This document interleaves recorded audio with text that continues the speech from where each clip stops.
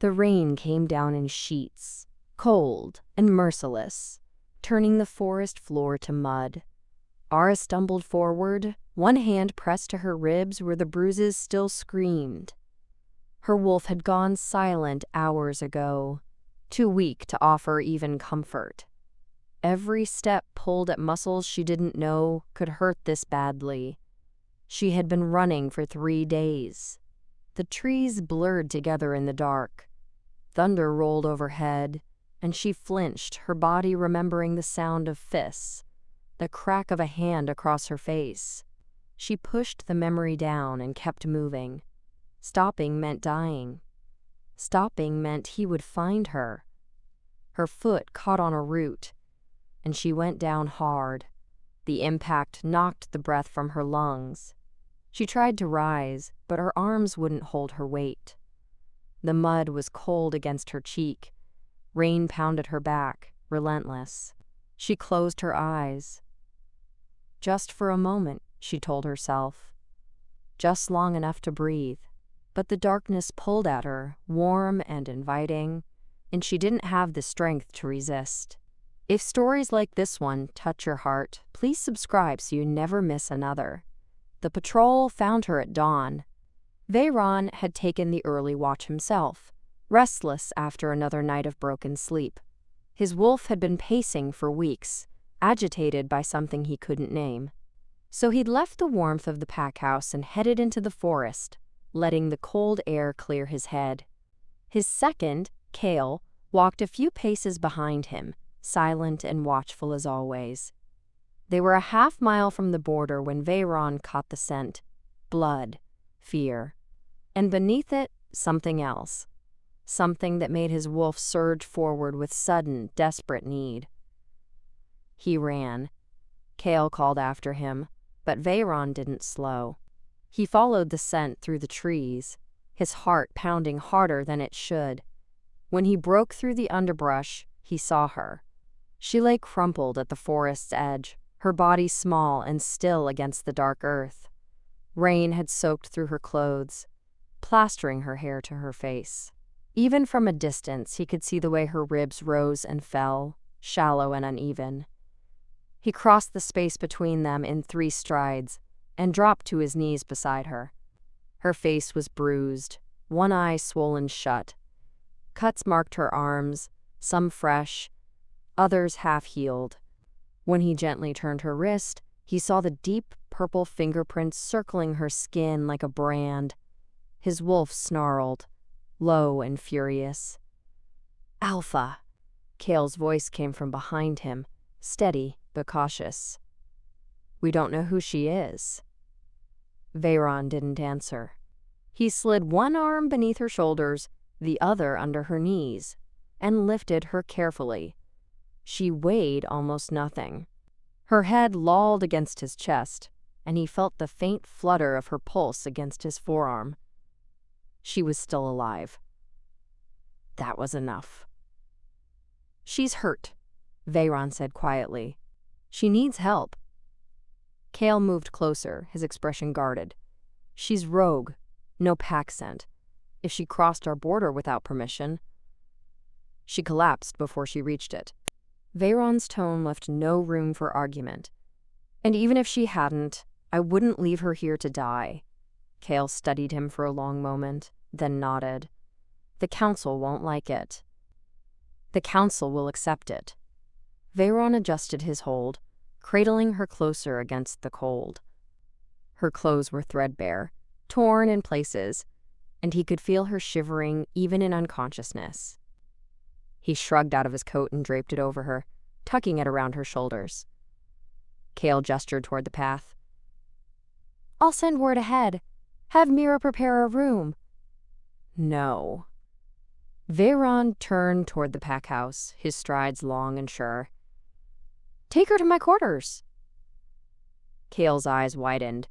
"Alpha, that's private, secure, and close enough that I can make sure she's safe." "Veyron," Kale's voice dropped, almost pleading now. "You don't know her. You don't know what she's running from." Veyron looked down at the woman in his arms. Her face was pale, her lips faintly blue. Beneath the bruises and the blood, he could see the delicate line of her jaw, the dark sweep of her lashes.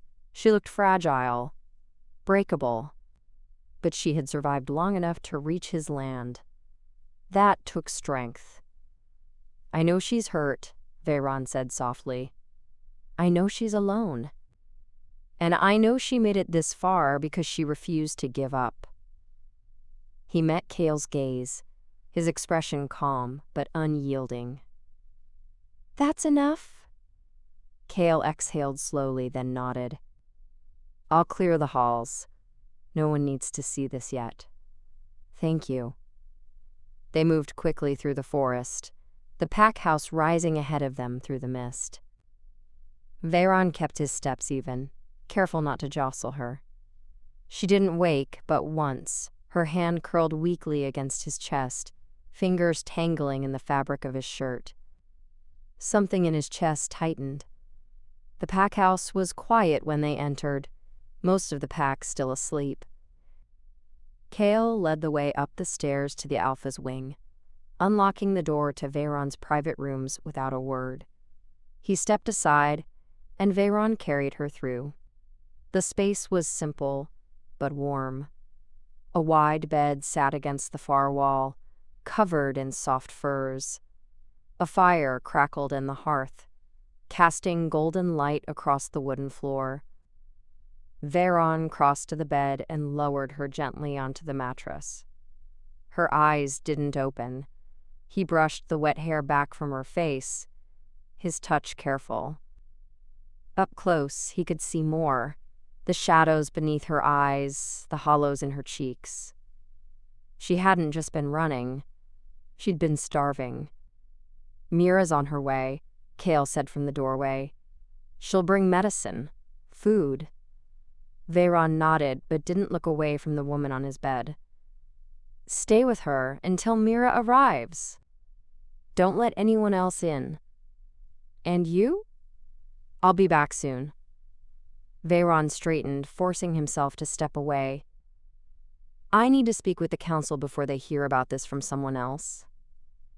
Cale's mouth tightened, but he nodded. "Be careful. They'll push back. Let them." Veyron cast one last glance at the woman on the bed. Her breathing had steadied, just a little. Color was starting to return to her lips. She would live. And whoever had done this to her would answer for it. He turned and walked out, his wolf still prowling restlessly beneath his skin. He didn't understand the pull he felt toward her, the need to protect her that had flared the moment he'd caught her scent. But he didn't question it either. Some things didn't need understanding. They just needed action. Behind him, the door closed softly, and the woman slept on, unaware that she had just crossed into the safest place she would ever know. Aura woke to warmth. That was the first thing that struck her. Not pain, though that came a moment later, dull and throbbing along her ribs. Not fear, though that would follow soon enough. Just warmth, steady and enveloping, wrapping around her like something she hadn't felt in years. She kept her eyes closed and listened. A fire crackled somewhere close. The scent of wood smoke hung in the air, mixed with something else. Cedar, maybe, clean linen. And beneath it all, a scent that made her wolf stir for the first time in days. Pine and leather. Cold wind and earth. Alpha. Her eyes snapped open. The room came into focus slowly. High ceiling, dark wooden beams crossing overhead. Soft furs beneath her body, thick and heavy. A large hearth across the room, flames dancing behind an iron grate. Everything was clean, solid, safe. She didn't trust it. Aura pushed herself upright, and pain flared through her side. She gasped, pressing a hand to her ribs. Her fingers found soft fabric instead of the torn, muddy clothes she'd been wearing. Someone had changed her, dressed her in a loose cotton shirt that smelled faintly of soap and something warmer. Panic spiked through her chest. She swung her legs over the side of the bed, her bare feet touching smooth wood. The room spun for a moment, and she gripped the edge of the mattress until it steadied. Her wolf was there now, alert and wary, lending her just enough strength to stand. The door opened. Ara froze. The man who entered was tall, broad-shouldered, moving with the kind of quiet confidence that came from never needing to prove anything. Dark hair fell just past his collar, damp as though he'd recently washed. His eyes were steel gray, sharp and steady, and they found hers immediately. She recognized his scent before her mind caught up. The alpha. The one who had carried her. He stopped just inside the doorway, his hands loose at his sides. Non-threatening, but she could feel the power radiating from him, calm and absolute, like the weight of a mountain. "You're awake," he said quietly. His voice was deeper than she remembered, rougher. It settled over her like a hand on her shoulder, firm but not forceful. She took a step back, her legs trembling. "Where am I?" "My home." He didn't move closer. "You collapsed near our border. I brought you here." Her chest tightened. Border. Pack land. She'd crossed onto claimed territory without permission. That alone could be enough to, "You're safe," he added, as though reading the fear in her eyes. "No one will hurt you here." She wanted to believe him, the warmth in his voice, the steadiness in his gaze. But she'd heard promises before. Soft words that turned to fists the moment she let her guard down. "I need to leave." Her voice came out hoarse, barely more than a whisper. "I can't stay." "You can barely stand." "I'll manage." He studied her for a long moment, his expression unreadable. Then he stepped to the side, clearing the path to the door. "If you want to go, I won't stop you." She hadn't expected that. Ara stared at him, waiting for the catch. The demand. The command that would pin her in place. But he just stood there, watching her with those calm, gray eyes, his hands still loose and unthreatening. "The door's open," he said softly. "You can walk out right now if that's what you need."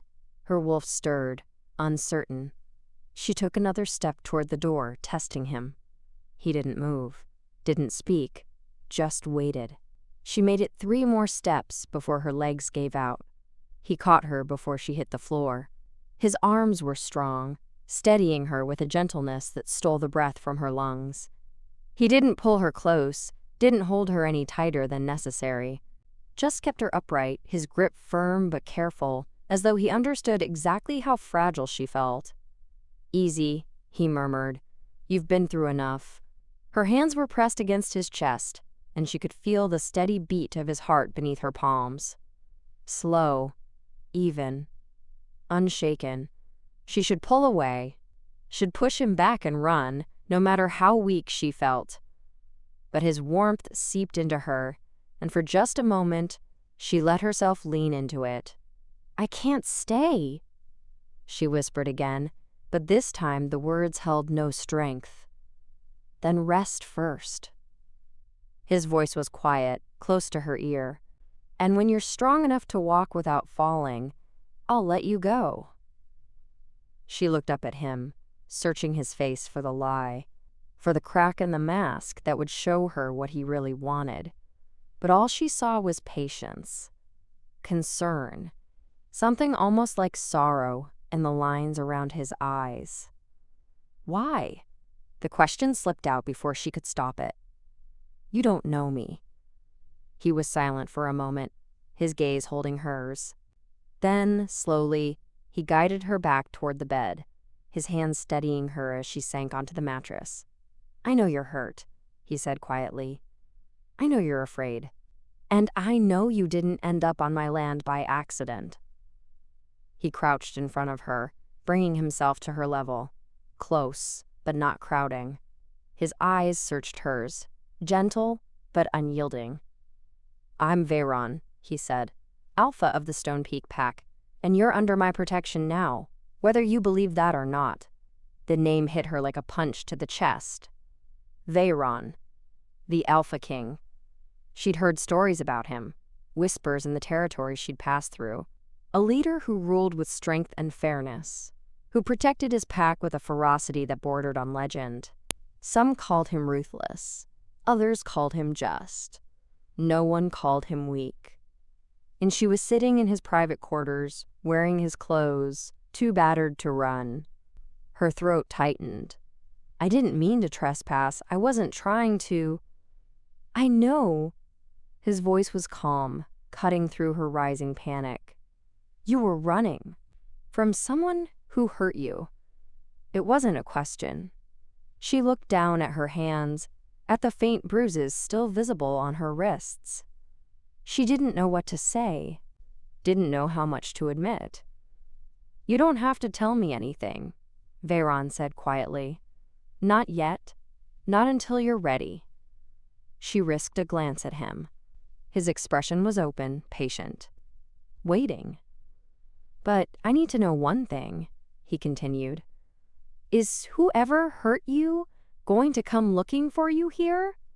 Her stomach twisted. She thought of Dane. Of his rage, his cruelty, the way his eyes had promised violence every time she'd tried to leave. He would come.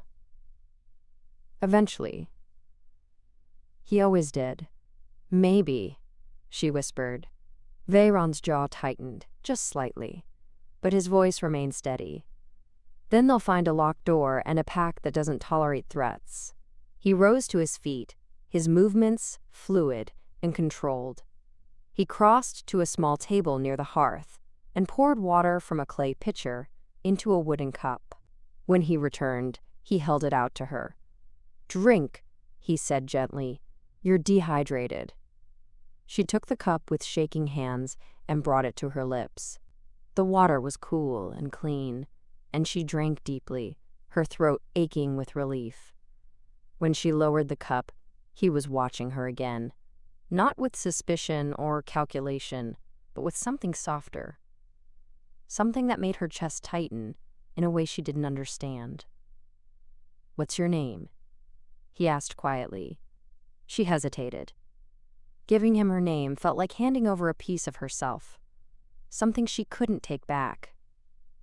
But he'd already saved her life, already offered her shelter when he had no reason to. "Ara," she said finally. He repeated it, slow and careful, as though committing it to memory. "Ara." The way he said it made her name sound like something precious.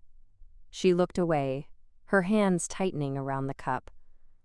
"I won't stay long, just until I'm strong enough to keep moving." "Where will you go?" She didn't have an answer for that. Veyron was quiet for a moment, then he nodded. "You don't have to decide now. For tonight, just rest, heal, let yourself be safe." He moved toward the door but paused with his hand on the frame. "There's food on the table if you're hungry. And if you need anything, Kale is just outside. He'll make sure no one disturbs you."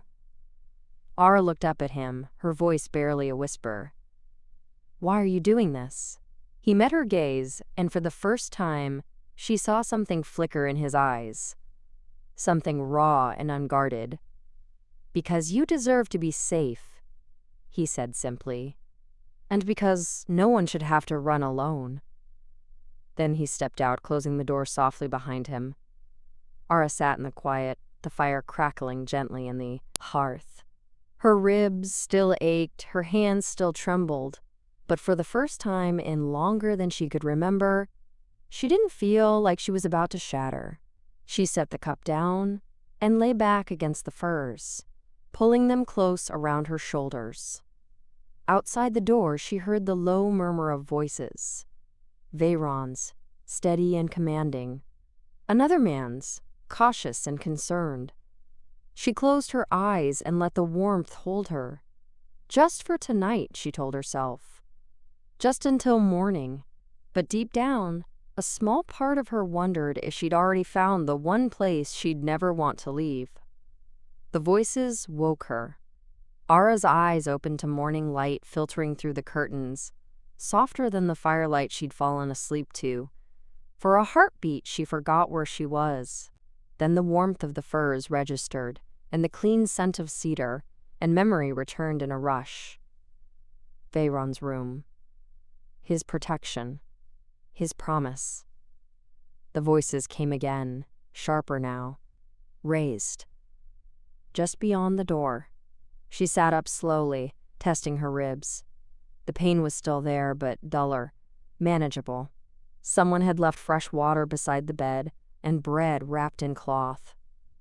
She reached for the water first, drinking carefully as she listened. "You brought a rogue into your personal quarters." The voice was male, clipped with disapproval. "Without consulting the council, without even basic protocol." She was dying. Veyron's voice, calm but edged with steel. "Protocol doesn't cover that. Protocol exists for a reason." Another voice now, older, female. "We don't know who she is, where she came from, what she's running from. Then we'll ask her, when she's strong enough to answer. And if what she's running from follows her here?"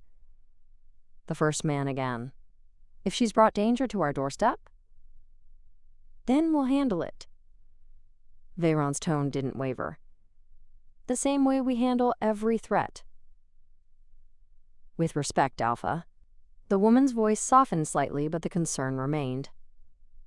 "This isn't like you. You've always been careful, measured. And now you're sheltering an unknown wolf in your own quarters, claiming guest right before we even know her name." There was a pause. Ara held her breath, waiting. "Her name is Ara." Veyron's voice was quieter now, but no less firm. "And she has my protection. That's not negotiable." "The council will demand answers." The first man's frustration leaked through his words. "They'll want her interrogated, examined. Some will call for exile. Then the council can bring their demands to me directly." "They're already gathering." The woman sighed, resignation in the sound. "They'll be here within the hour." Ara's chest tightened. Exile. Interrogation. She'd heard those words before, in her old pack. They were just kinder names for the same cruelty. She should run now, before the council arrived. Before they could decide her fate without her voice in it. But her body was still weak. Her wolf still recovering. And outside that door stood an Alpha King, who had already defended her, to his own people. The door opened before she could decide. Veyron stepped inside, closing it firmly behind him. His eyes found hers immediately, and she saw the tension in his shoulders ease just slightly. "You're awake." He crossed the room in 3 strides, his movements controlled. "How do you feel?" "I heard them." Her voice came steadier than she'd expected. "Your council. They want me gone." He didn't deny it. Some of them do. Maybe they're right. She pushed the furs aside, setting her feet on the floor. "I've brought you nothing but trouble. I should leave before—" "No." The word was quiet but absolute. She looked up at him, confused. "You heard them. They're questioning your judgment. Because of me. They're doing their job." Veyron moved to the window, his gaze tracking something outside. "The council's purpose is to question, to challenge, to make sure I consider every angle. That doesn't mean I have to agree with them." He turned back to her, and the morning light caught his profile. Strong jaw, steady eyes, the kind of face that inspired loyalty without demanding it. "You're under my protection, Ara. That means something here. It means the council answers to me, not the other way around. But they'll push." She stood, her legs steadier than last night, but still uncertain. "They'll demand answers I can't give." Then tell them what you can. He stepped closer, his presence somehow both commanding and reassuring. Or tell them nothing at all. Either way, you're not leaving unless you choose to. She searched his face, looking for the trap, the angle, the price she'd have to pay for his protection. But all she saw was resolve, and something deeper. Something that looked almost like faith. Why? The question escaped again, softer this time. Why risk your standing with them for someone you just met? His expression shifted, something raw flickering across his features before he locked it away. Because I've seen what happens when strong people do nothing, when they turn away because it's easier, because it's safer. He held her gaze, his voice dropping lower. And because the moment I saw you lying in that mud, barely breathing, my wolf recognized something. I don't understand it yet, but I trust it. Heat climbed her throat. She looked away, her hands twisting together. Your council won't. My council will accept my decision. He moved toward the door, then paused. But they'll want to meet you, to see for themselves that you're not a threat. Her stomach nodded. And if I can't convince them, then I'll convince them for you. His tone left no room for doubt. But Ara, it would help if you can tell them something, even a small truth. Where you came from, why you ran. She thought of Dane, of his pack, of the years she'd spent trying to be small enough, quiet enough, obedient enough to survive. And the night she'd finally understood that surviving wasn't enough. I was with the Coldridge pack. The words tasted like ash. In the northern valleys, I left because staying would have killed me. Veyron's jaw tightened. Coldridge.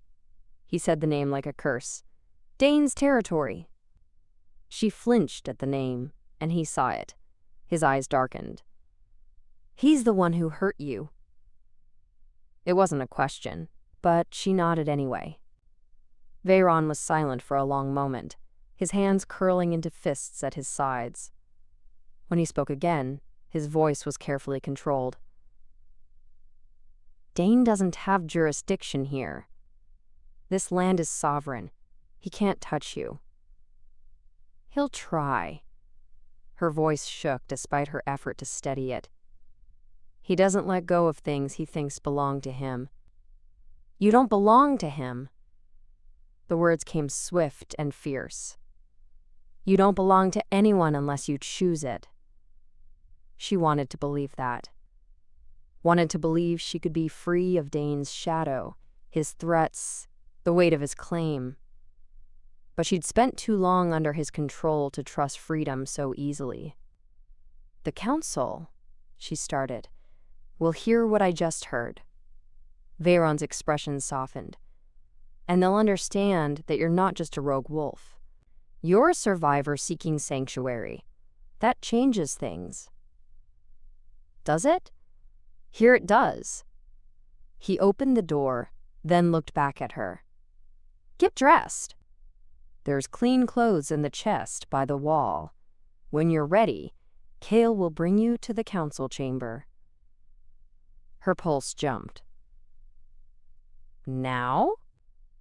Better to face them on your terms than wait for them to come demanding answers. His gaze held hers, steady and sure. You're stronger than you think, Ara. Let them see that. Then he was gone, the door closing softly behind him. Ara stood in the sudden quiet, her heart pounding. The bread sat untouched on the table. The water pitcher gleamed in the morning light. Everything in this room spoke of safety, comfort, care. And she was about to walk into a room full of wolves who wanted her gone. She crossed to the chest and opened it. Inside lay simple clothes, well-made and clean. A soft gray tunic, dark leggings, sturdy boots that looked close to her size. She dressed quickly, her hands only shaking a little.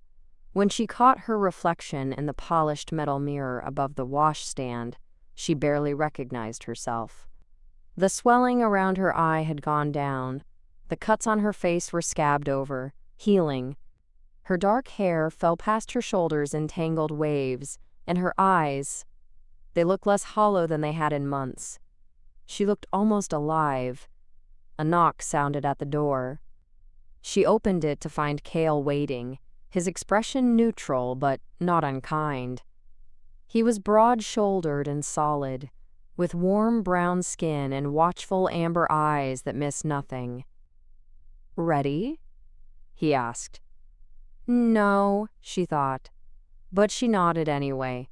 He led her through hallways of polished wood and stone, past windows that looked out over forest and mountain. Pack members passed them in the corridors, some nodding to Cale, others casting curious glances at Ara. None spoke, none challenged.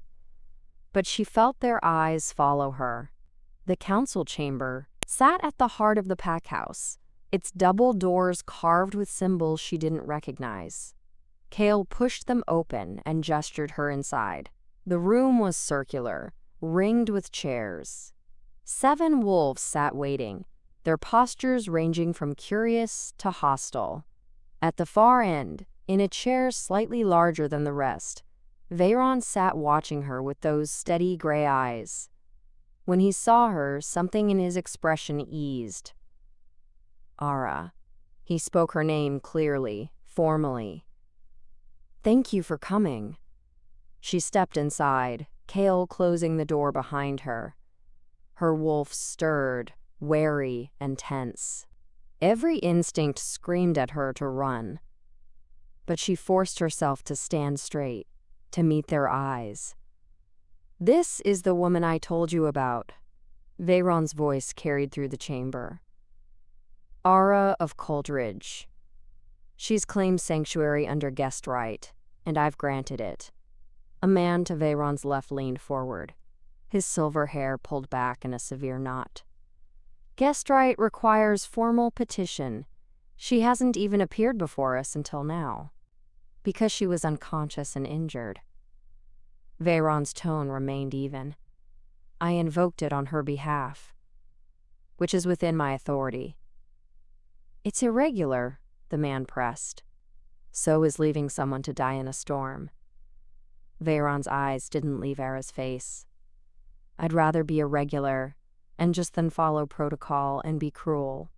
A woman with sharp features and kind eyes spoke next. "We're not questioning your compassion, Alpha. We're questioning the risk. Coldridge borders our eastern territory. If Dane takes offense, let him." Veyron's voice hardened.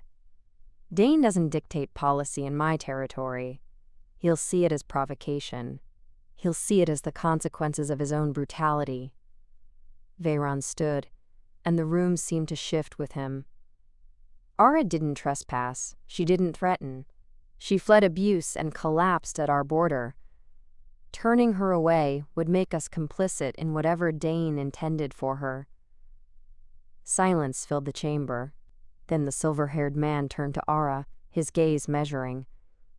"Is this true? Did Dane hurt you?" Her throat closed, but she thought of Veyron's words. "You're stronger than you think." "Yes," her voice came quietly but clearly. "For 3 years.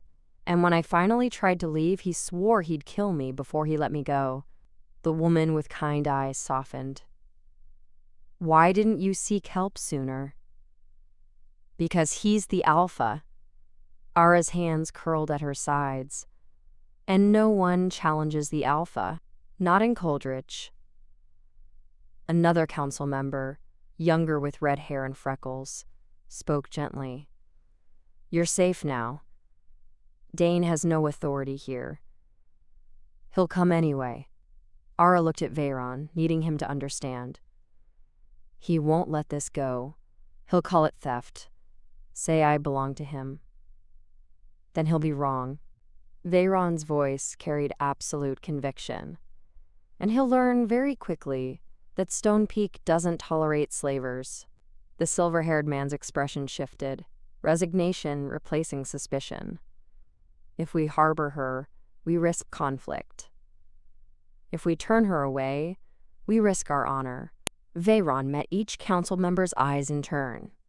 I won't sacrifice her safety for political convenience. Not now. Not ever. The kind-eyed woman nodded slowly. Then we'll need to assign her quarters, somewhere secure. She'll stay in the East Wing. Veyron's tone brooked no argument. Third floor, the room next to mine. The silver-haired man's eyebrows rose. That close? That protected. Veyron's gaze remained steady. If Dane sends anyone, they'll have to go through me first. Ara's chest tightened. He was drawing a line. Publicly. In front of his entire council. For her. The woman stood, crossing to Ara with measured steps. Up close, her eyes were green and searching. I'm Mira, head healer and council elder. If you need anything, you come to me. Understood? Ara nodded, her throat too tight for words. Mira's expression softened. You'll be all right, child. Veyron doesn't make promises he can't keep. She turned back to the council. I vote to uphold the Alpha's guest right. Ara stays. One by one, the others nodded. Even the silver-haired man, though his agreement came with obvious reluctance. Then it's settled. Veyron's voice carried finality. Ara is under Stonepeak's protection. Anyone who questions that answers to me. He looked at her then, and something passed between them. Not just gratitude, not just relief. Something deeper, unspoken, that made her breath catch. The council began to rise. Conversations, shifting to other matters. But Ara stayed rooted, her eyes on the Alpha King who had just claimed her safety as his personal responsibility. Mira touched her shoulder gently. Come, I'll show you to your room, help you settle. Ara followed, but she looked back once. Veyron stood at the chamber's center, watching her go, and in his eyes, she saw a promise that needed no words. She was safe, and he would make sure she stayed that way. Mira led Ara through quiet corridors to a room bathed in afternoon light. The space was smaller than Veyron's quarters, but no less welcoming. A narrow bed with clean linens, a window overlooking the forest, a small writing desk and chair, everything simple and purposeful. Rest if you need it, Mira said, her voice warm. But if you're feeling steady, the pack takes evening meal together in the main hall. You're welcome to join. Ara's stomach knotted at the thought of walking into a room full of strangers. I don't want to intrude. You won't be. Mira's green eyes held hers with gentle certainty. You're under guest right now. That makes you part of the household, whether you feel it yet or not. She moved toward the door, then paused. And Ara, they're curious, not cruel. Most of them, anyway. Give them a chance to see you as you are. Then she was gone, leaving Ara alone with her uncertainty. The afternoon stretched long. Ara bathed using the water basin Mira had prepared, washing away the last traces of mud and blood.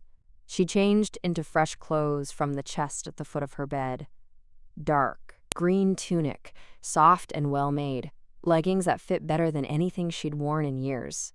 When she caught her reflection again, she looked almost like someone who belonged somewhere. The thought unsettled her more than it should. As dusk settled over the pack house, the sounds changed. Voices rose from below, warm and easy. Laughter carried through the halls. The rich scent of roasted meat and bread drifted up, making her stomach clench with sudden hunger. She could stay here, hide in this quiet room until morning, until the pack forgot about the broken wolf the Alpha had brought home. But Veyron's words echoed in her mind. You're stronger than you think. And Mira's. Give them a chance. Ara stood, smoothed her tunic, and opened the door. The hallway was empty, but the sounds grew louder as she descended the stairs. She followed them to a wide doorway where golden light spilled into the corridor. She paused at the threshold, her heart hammering against her ribs. The main hall was vast and warm, long tables arranged in rows where dozens of pack members sat together. Children darted between benches, chasing each other with bright laughter. Elders spoke in low tones near the hearth. Young wolves joked and argued over shared plates. Everything felt alive, woven together by invisible threads of belonging. Ara stood frozen, suddenly aware of how separate she was from all of it. "You came." Kale's voice came from beside her, startling her. He stood with a plate in each hand, his expression neutral but not unfriendly. "Good. I was about to come find you. I'm not sure I should." Too late. He pressed one of the plates into her hands. "You're already here. Might as well eat." He gestured toward a table near the center where several pack members sat. Not the largest group, but not isolated either. A careful middle ground. Ara followed him, her fingers tight around the plate. As they approached, heads turned. A young woman with auburn hair and freckles smiled, scooting over to make space. "You're Ara, right? I'm Leah. Sit here." Ara lowered herself onto the bench, her movements careful. Leah's smile didn't waver, and the man beside her, dark-skinned with gentle eyes, nodded in greeting. "I'm Silas," he said simply. "Welcome." Others introduced themselves in turn. Finn, broad and quiet. Orin, wiry and sharp-eyed. Nessa, whose gray hair and lined face spoke of decades of pack life. Each name was offered without demand, each greeting steady and unhurried. No one asked about her scars. No one pressed about Coldridge. They simply made space and kept talking, their conversation flowing around her like water around stone. Leah passed her bread without comment. Silas refilled her cup when it emptied.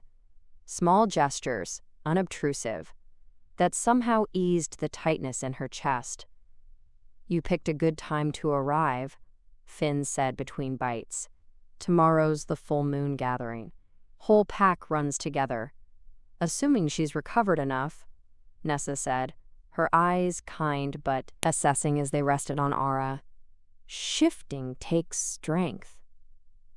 "I'm fine," Ara said quietly, though she wasn't certain it was true. Orin grinned. "She survived Veyron carrying her through half the forest. She'll survive a run." "He carried you?" Leah's eyes widened. "Himself? Not a patrol?" Ara nodded, uncertain why this mattered. "He never does that," Silas said thoughtfully. "Not for anyone." "Exactly." Orin leaned forward, his voice dropping to a conspiratorial whisper. "Which is why half the pack's been speculating since sunrise." "Orin." Nessa's tone carried gentle warning. "Leave the girl alone." But Ara found herself curious despite the embarrassment heating her face. "Speculating about what?" Leah and Orin exchanged glances. Then Leah shrugged. "About why the Alpha King, who hasn't shown interest in anyone for years, suddenly invokes guest right and personal protection for a wolf he just met." "He was being kind," Ara said quickly. "I was dying. He helped." "He was being territorial," Orin countered. "There's a difference. Veyron doesn't do anything without reason. And he doesn't claim people lightly. He didn't claim me." But even as she said it, she remembered the way he'd stood before the council. "She'll stay in the East Wing. The room next to mine." "Not yet," Leah said softly, and something in her smile was knowing. Ara looked down at her plate, heat climbing her throat. "You're wrong. Maybe." Nessa's voice held quiet wisdom. But you're here, at his table, under his roof, wearing clothes from his household stores. That's not nothing, child. Before Ara could respond, the hall's energy shifted. Conversations quieted. Heads turned toward the far end of the room, where a raised platform held a single table. Veyron entered through a side door, Kale and 2 other wolves flanking him. He moved with that same quiet authority Ara had seen in his quarters, commanding without demanding. His dark hair was pulled back now, revealing the strong lines of his face. He wore simple clothes, nothing ornate, but somehow he looked more regal than any alpha she'd ever seen. His eyes swept the hall, acknowledging greetings and nods. Then they found her. The world narrowed to that single point of contact.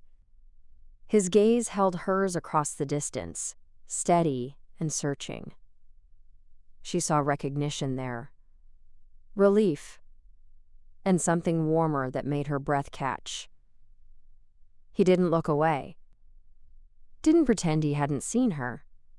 He simply let his eyes rest on hers for one long heartbeat before nodding, slow and deliberate.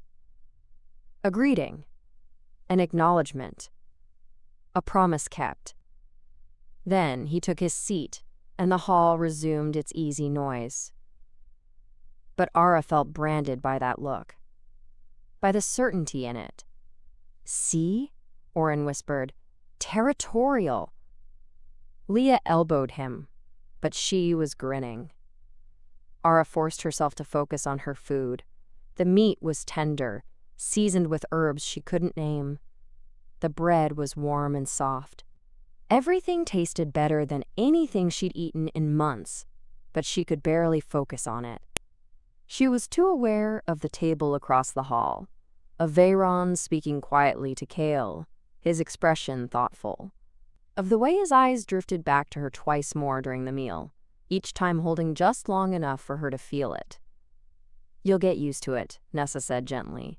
"The attention." "I don't want attention," Ara said, her voice low.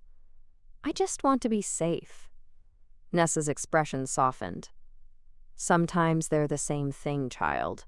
The meal ended slowly, pack members rising and clearing plates, conversations continuing in smaller clusters. Children were herded toward bed. Elders moved to the hearth where softer chairs waited. Ara helped Leah carry dishes to the kitchen, grateful for something to do with her hands. The kitchen was warm and busy, full of easy banter and the clatter of washing.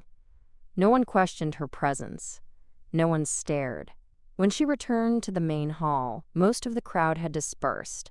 Only a few wolves remained, speaking in low tones near the fire. Mira appeared at her elbow. "Walk with me?" They stepped out into the evening air, cool and pine-scented.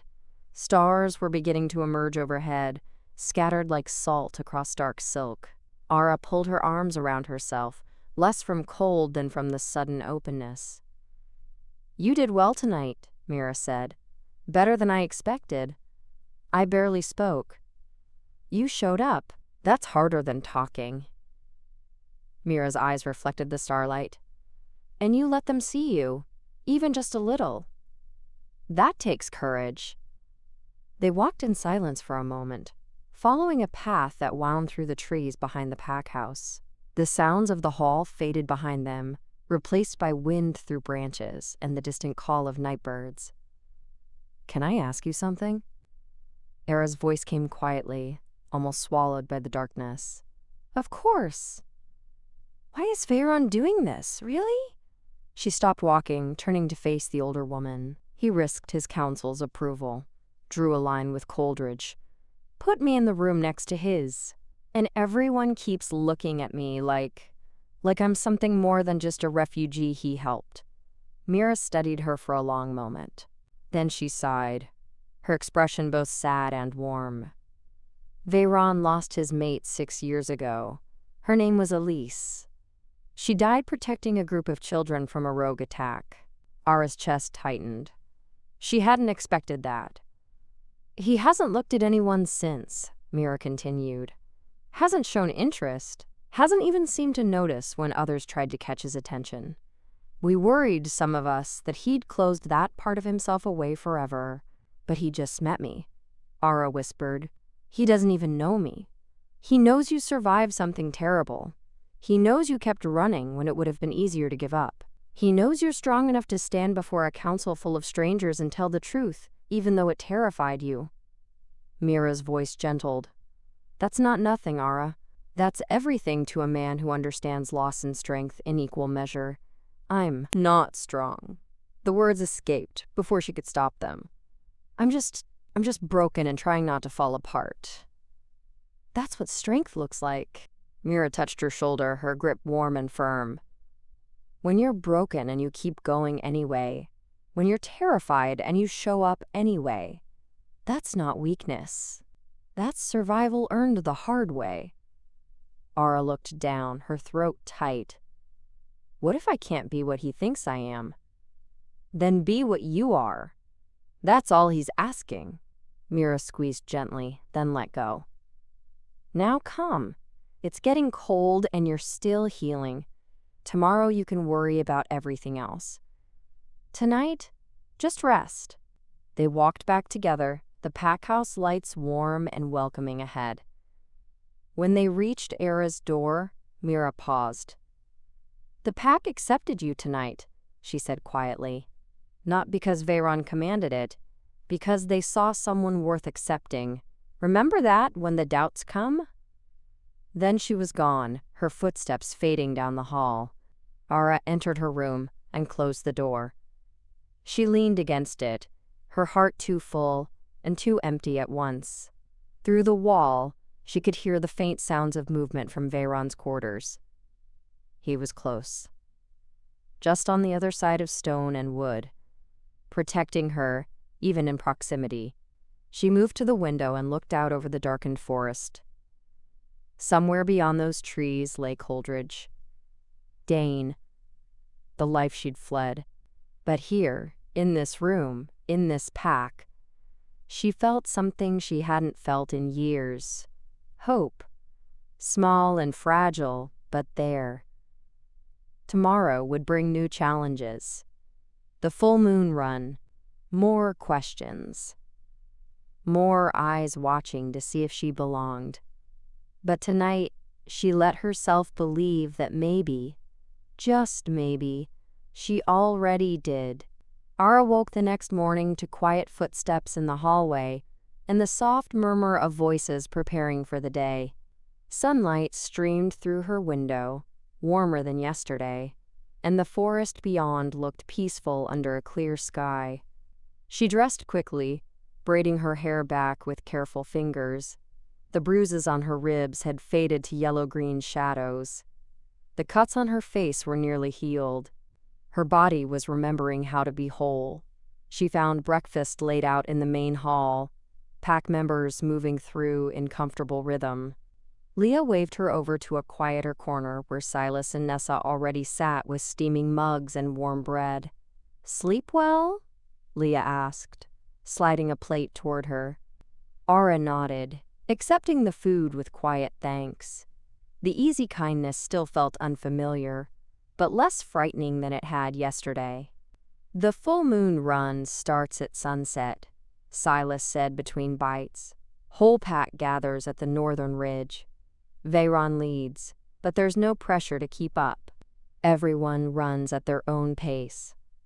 "I haven't shifted in weeks," Ara admitted, her voice low. "I'm not sure I'm strong enough." Nessa's lined face softened. "Then you walk, or you watch. No one will judge you for knowing your limits." But Ara thought of Veyron's steady gaze across the hall last night, of the way his presence had settled something restless inside her. She wanted to run, wanted to feel whole and free under the moon, even if only for a little while. "I'll try," she said quietly. Leah grinned. "Good. It's beautiful. You'll see." The day passed in slow preparation. Ara helped Mira in the healing rooms, learning where supplies were kept, how the pack organized care for its members. The work was gentle and grounding, and Mira's steady presence eased the nervous energy building in Ara's chest. As afternoon light stretched long across the pack house, wolves began gathering near the main doors. Conversation hummed with anticipation, and children darted between adults with barely contained excitement. Ara stood near the edge of the crowd, her hands twisting together. She'd braided her hair tighter, changed into clothes that would shift easily with her wolf. But doubt crept through her ribs like cold water. "You came." Veyron's voice was low and close, and she turned to find him standing just behind her. He wore simple dark clothes, his hair loose around his shoulders. In the fading light, his gray eyes looked almost silver. "I wasn't sure I would," she admitted, "but you did." His expression held quiet approval. "That's what matters." She looked past him toward the gathered pack. "What if I can't keep up?" "Then I'll stay back with you." The certainty in his voice made her chest tighten. She met his eyes, searching for the jest or the empty promise. But all she found was truth. "You don't have to do that. You're the alpha. You should lead." "I will lead." His gaze didn't waver. "Right beside you, if that's where you need me." Heat climbed her throat. She looked away, overwhelmed by the weight of his focus. "I don't understand why you keep doing this." "Doing what?" "Choosing me, protecting me, putting me before your pack." Veyron was quiet for a moment. Then he stepped closer, his presence a steady warmth at her side. "You're not separate from my pack, Ara. You're part of it now, and I don't abandon my own." The words settled over her like a vow. Kale appeared at the doorway, his voice carrying over the crowd. "Alpha, everyone's ready." Veyron nodded once, then looked back at Ara. "Stay close to me. If you need to stop, just signal. No one will think less of you." Then he moved toward the front of the gathering, and the pack began to flow outside. Ara followed, her heart pounding against her ribs. They walked through the forest in near silence, the pack moving as one fluid body. Children held their parents' hands. Elders walked with measured steps, their movements still graceful despite age.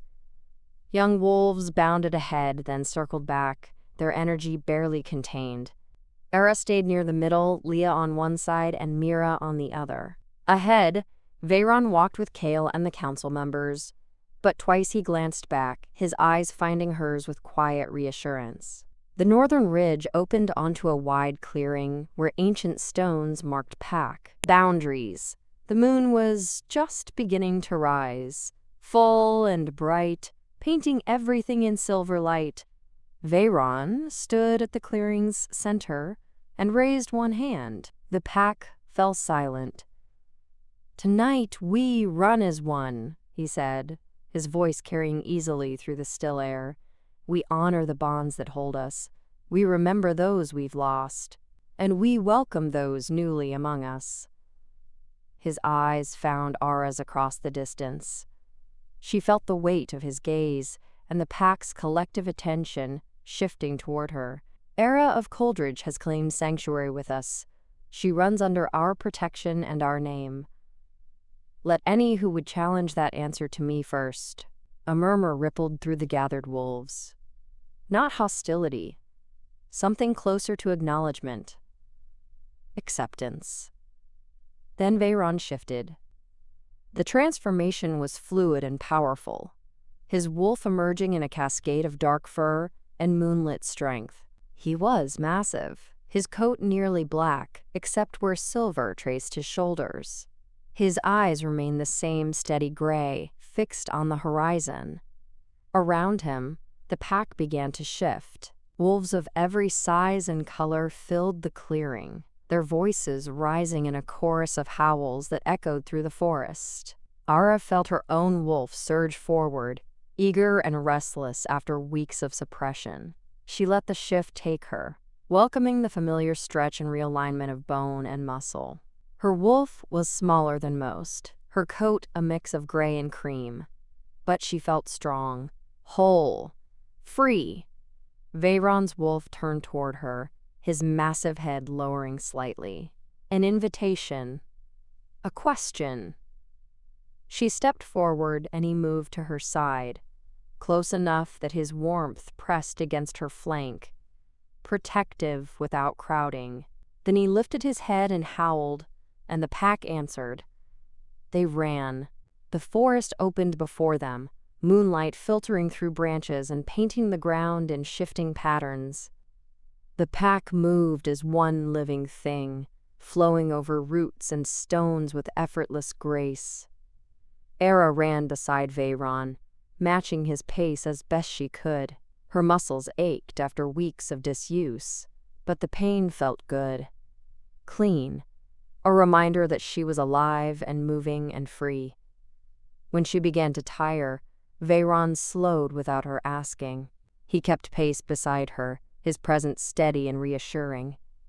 Other wolves flowed past them, but no one challenged. No one questioned. They ran until the moon reached its peak. Then Veyron led them back to the clearing, where the pack gathered in loose groups, panting and content. Ara shifted back slowly, her body trembling with exhaustion, but her heart felt lighter than it had in months. Veyron shifted beside her, his human form appearing with the same fluid grace. He watched her carefully, concern flickering across his features. "You all right?" She nodded, not trusting her voice yet. He reached out slowly, his fingers brushing her shoulder. The touch was brief, careful, but it sent warmth cascading through her chest. "You did well," he said quietly. "Better than well." "I almost couldn't keep up." "You kept going, that's what matters." The pack began to disperse, wolves shifting back and moving in small groups toward the pack house. But Veyron made no move to follow. He simply stood there, his eyes on hers as though waiting for something. "Thank you," Ara said finally, "for staying with me." "I told you I would." "I know, but you didn't have to. You could have led the pack and left me to manage on my own." "I could have." His voice was low, steady. "But I didn't want to." The words hung between them, weighted with meaning Era wasn't sure she understood. Around them, the clearing emptied. Leah and Silas waved as they passed, their expressions warm. Mira nodded with quiet approval. Kale lingered near the tree line, watching Veyron with something that looked like understanding. Finally, it was just the two of them beneath the moon. Veyron's gaze held hers, and she saw something raw and unguarded in his eyes, something that looked like longing, carefully held in check. "Ara." Her name on his lips sounded like a question, a hope. She took a step closer, her heart pounding. "What?" "Stay." The word came quietly, but with absolute certainty. "Not just tonight. Not just until you're healed. Stay here. With this pack. With..." He didn't finish, but she heard the unspoken word. "With me." Her throat tightened. She thought of everything waiting beyond these borders. Dane's fury. The constant running. The loneliness that had carved her hollow. And she thought of this place. This pack. The way Veyron looked at her like she was something precious. Something worth protecting. "I'm afraid," she whispered. "I know." He stepped closer, and she could feel the warmth radiating from him. "But you don't have to be afraid alone anymore." She looked up at him, searching his face. "What if Dane comes? Then I'll stand between you and him, and so will every wolf in this pack. What if I can't be what you need me to be? Then be what you are." His hand lifted slowly, giving her time to pull away. When she didn't, his fingers brushed her cheek with infinite gentleness.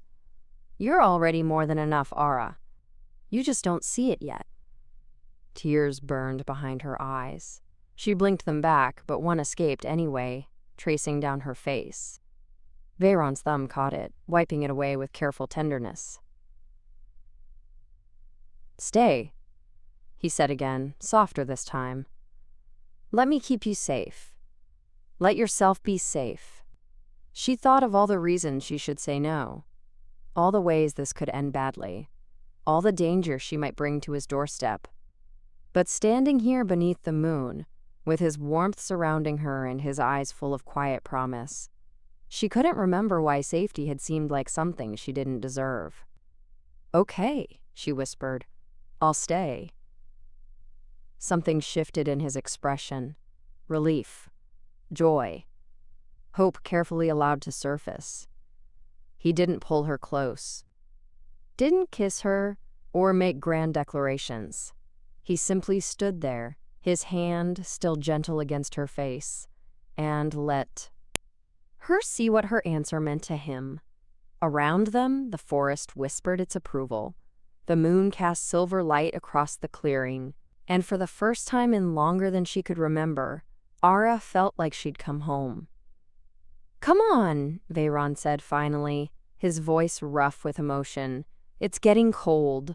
They walked back together through the moonlit forest, side by side. Not touching, but close enough that she could feel his presence like a shield around her. When they reached the pack house, warm light spilled from the windows and voices drifted from inside. But Veyron paused at the door, turning to face her. "Thank you," he said quietly, "for trusting me, for staying. Thank you for not giving up on me." His smile was small but genuine. "I never would have." Then he opened the door and gestured her inside, and Ara stepped into warmth and light and the beginning of something she didn't have a name for yet. But it felt like hope. And for now, that was enough.